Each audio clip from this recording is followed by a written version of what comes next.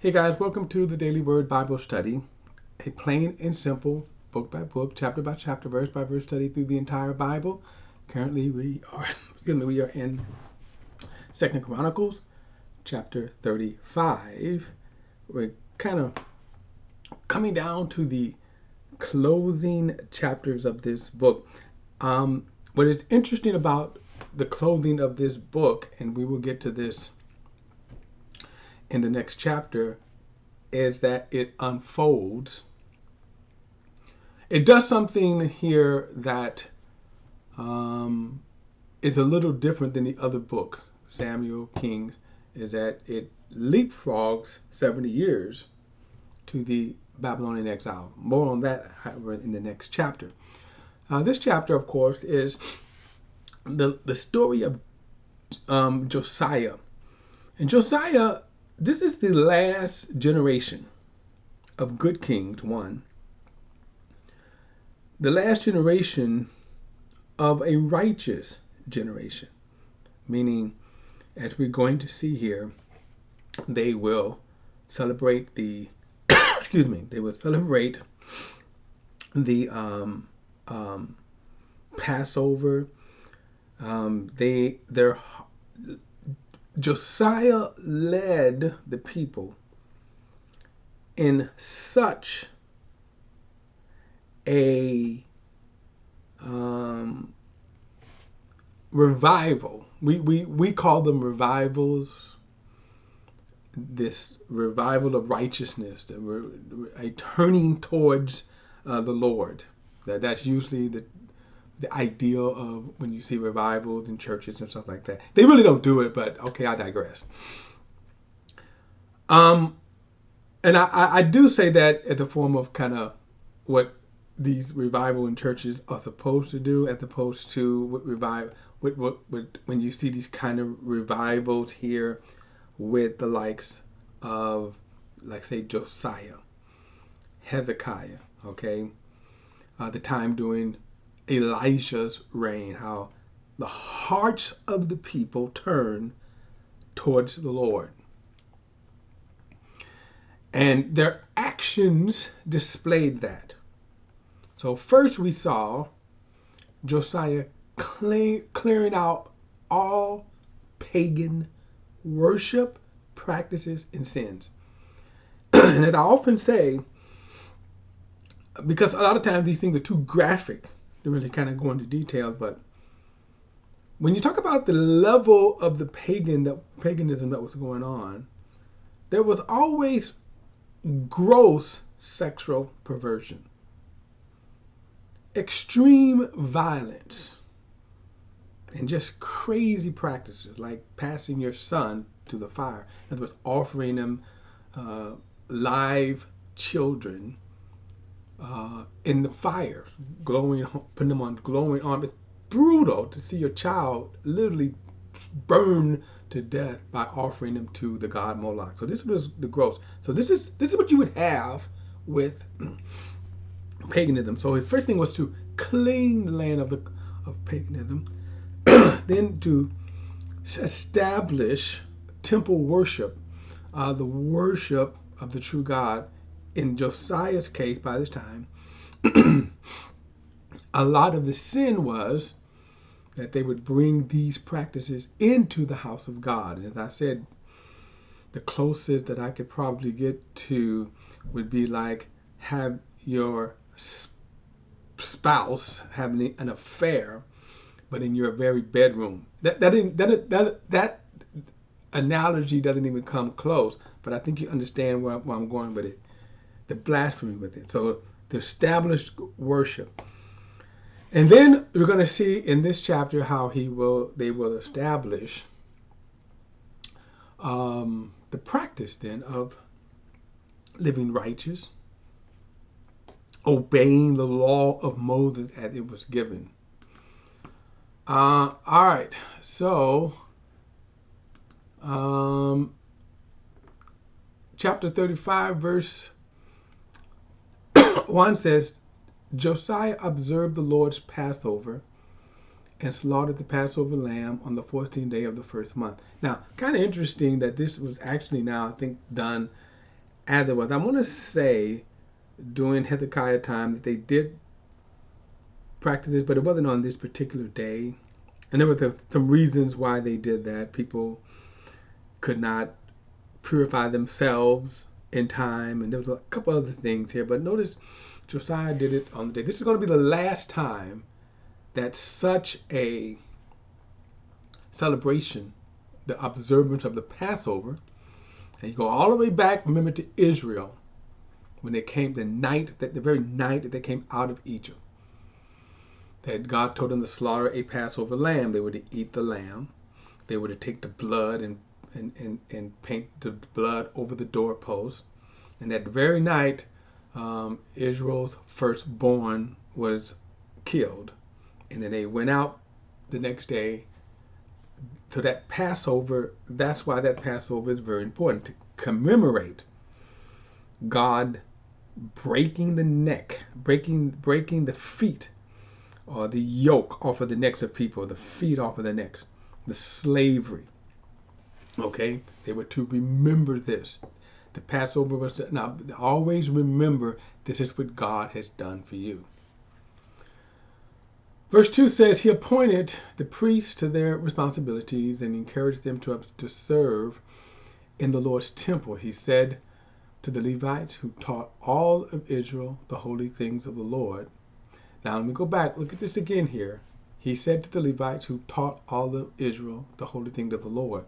So another thing about how when a nation is going to be righteous, when a nation is going to prosper spiritually and naturally, is that, again, remember we said first, you see them putting away their sinful acts. 2, the establishment of worship. But notice this, they are taught. Here they take the time to teach. And if I just want to say one thing about many churches, that what the heck are you teaching? And oftentimes what they're not teaching is the entire counsel of God, the scriptures themselves. And shame on you pastors for doing that. They think that their theology is better. And I would challenge you this. If your theology was so good, how do you measure that with the people? How are your people spiritually growing? The people, I'm saying. Okay, so verse 3 again, he said to the Levites who taught all of Israel the holy things of the Lord, put the holy ark in the temple built by Solomon, the son of David of Israel. Since you do not have to carry it on your shoulders, now serve Yahweh your God and his people Israel. Now, kind of quick note, the ark is still around at this time. I think after, I don't know if we're going to see this ark after this period of time, meaning before the Babylonian conquer. Verse 4, organize your ancestral house by your divisions according to the written instruction of David, David, king of Israel, and that of his son Solomon. Serve in the holy places by the divisions of the ancestral house for your brothers and lay people, and distribute in the distribution of the tribal household of the Levites. So this is instructions to the priests how they are to serve. Notice they are diligent to, again, serve this way. We haven't seen a generation like this since the time of Solomon, since the time of David, since the time of Joshua, and you can say since the time of Moses. Verse 6, slaughter the Passover lamb, consecrate yourselves, and make preparations for your brothers to carry the word of the Lord through Moses. Then Josiah donated 30,000 sheep, lambs, and young goats, plus 3,000 bulls from his own possessions. Now you can see how wealthy kings could be. 30,000 sheep, that's 3,000 bulls. Okay. This is for the sacrifice, for the Passover sacrifices for all the lay people were present. Now again, the lay people were common people. They were, the difference in, we use this terminology today, lay people versus clergy. Okay. Verse 8, his officials also, now I say that because the lay people were also following the practices, the ordinances of the law. Verse 8, his officials also donated willingly for the people, the priests, and the Levites.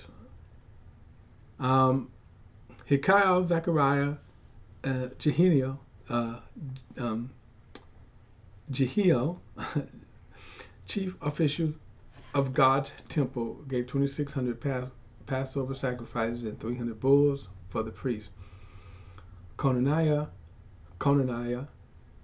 and his brothers Shimei and Nathaniel and Hashabiah, Geo, and Josabad, officers of the Levites, donated 5,000 Passover sacrifice for the Levites plus 5,000 bulls. Again, forgive the butchering of the Hebrew pronunciations here, the names. So the service was established. The priest stood at the post of the Levites and their divisions according to the king's command. Then they slaughtered the Passover lamb, and while the Levites were skinning the animals, the priest sprinkled the blood they had been given. Now again, notice we haven't kind of seen this before, but remember I said that there is a lot of blood being shed here. And notice it said that they're skinning. So that's why the priest work was not something that they kind of sat on, designated high, lofty areas. There was work in being a priest. Notice they're skinning all of these animals, disposing of the blood properly. You had to do something with the blood. Okay. And think about this, the skin, all that kind of stuff. So this was the labor of the priest. That's why it was an entire tribe that was devoted to the priest, because just 3 or 4 just couldn't do all this work. Verse 12, they removed the burnt offering so that they might be given to the divisions of the ancestral house of the lay people to offer the Lord according to what is written in the book of Moses. They did the same with the bulls. They roasted the Passover lamb with fire according to regulations.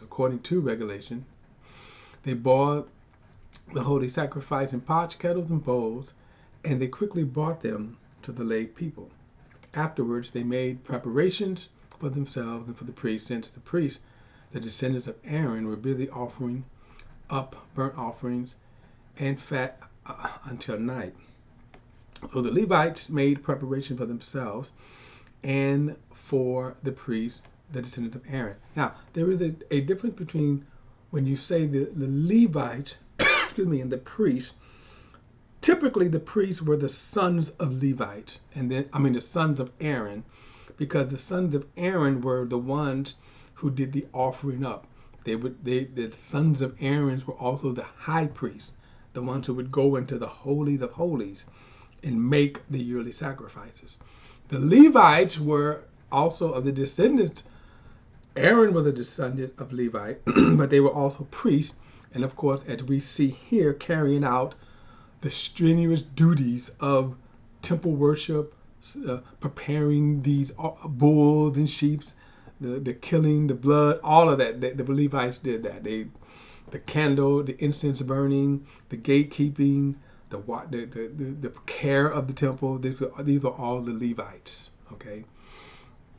Verse 15. The singers, the descendants of Asaph, were at their stations according to the command of David. Asaph, Herman, and Jeduthun, the king's seer. Okay, that would be a prophet, by the way. Also, the gatekeepers were at each gate. None of them left their task because the Levite brothers had made preparations for them. So all the service of the Lord was established that day for observing the Passover and for offering burnt offerings on the altar of the Lord, according to the command of King Josiah. The Israelites who were present in Judah also observed the Passover at that time and the festivals of unleavened bread for 7 days. No Passover had been observed like it in Israel since the days of Samuel the prophet. Now you see how far back he's going, nearly 500 years, okay? Nearly 500 years. None of the kings of Israel had observed a Passover like that Josiah observed with the priests, the Levites, and all the Israelites who were present in Judah, and the inhabitants of Jerusalem. In the 18th year of Josiah's reign, his Passover was observed. And again, this would be one of the last Passovers that they would observe in this fashion, unfortunately. Verse 20, after all of this, now this is sad because Josiah, notice how he was a good king. And as we will see that, and I pray, by the way, for God's mercy that I don't make these kind of decisions. Because sometimes in the flash, in the heat of the moment, you make a dumb decision. After all the work that Josiah had done, had turned the people away from their wickedness. It said after this, that Josiah had prepared for the temple, Necho, king of Egypt, marched up to fight against Carchemish by the Euphrates, and Josiah went out to confront him. Now, why did Josiah go out? We don't know. Bad decision, though. But Necho sent a messenger to him saying, what is the issue between you and me, king of Judah? I have not come against you today, but I'm fighting another dynasty. God told me to hurry. Stop opposing God who was with me. Don't make him destroy you. Now, Josiah probably could have consulted, remember, his seer, but for some reason he got it in his mind that he was going to go out and he was going to confront Egypt. Again, why? We just don't know. He said, but Josiah did not turn away from him. Instead, in order to fight with him, he disguised himself. He did not listen to Necho's words from the mouth of God, but went to the valley of Megiddo to fight. And this is a good example right here that sometimes when we do foolish things, that even, think about this, even when we do the foolish things, that if we go against God's word, sometimes that could be foolish in itself. And it can have grave consequences. Verse 23, the archers shot King Josiah, and he said to his servants, take me away, for I am severely wounded. So his servants took him out of the war chariot, carried him in his second chariot, and brought him to Jerusalem. Then he died, and they buried him in the tomb of his father. All of Judah and Jerusalem mourned for Josiah. And then Jeremiah chanted a dirge over Josiah, and all of the singing men and the singing women still speak of Josiah in their dirges, a sad song, dirges. To this very day, they established them as a statute for Israel, and indeed they are written in the dirges, or the song, sad songs, the song. It says, the rest of the events of Josiah's reign, along with his deeds of faithful love, according to what it is written in the law of the Lord, his words from beginning to end are written in the book of the kings of Israel and Judah. Now, a very sad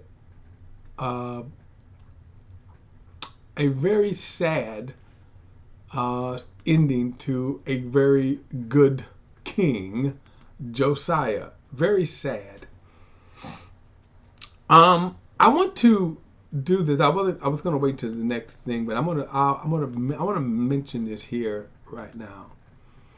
I want you to look at verse 25, and it says Jeremiah chanted a dirge over Josiah.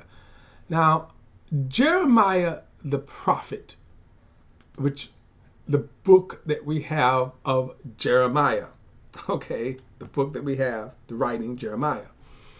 Remember I said that Josiah, when we come to his death, now we're just about 20 to 25 years from the fall of Jerusalem. Now what is interesting, of course, now we see that Jeremiah the prophet is on the scene.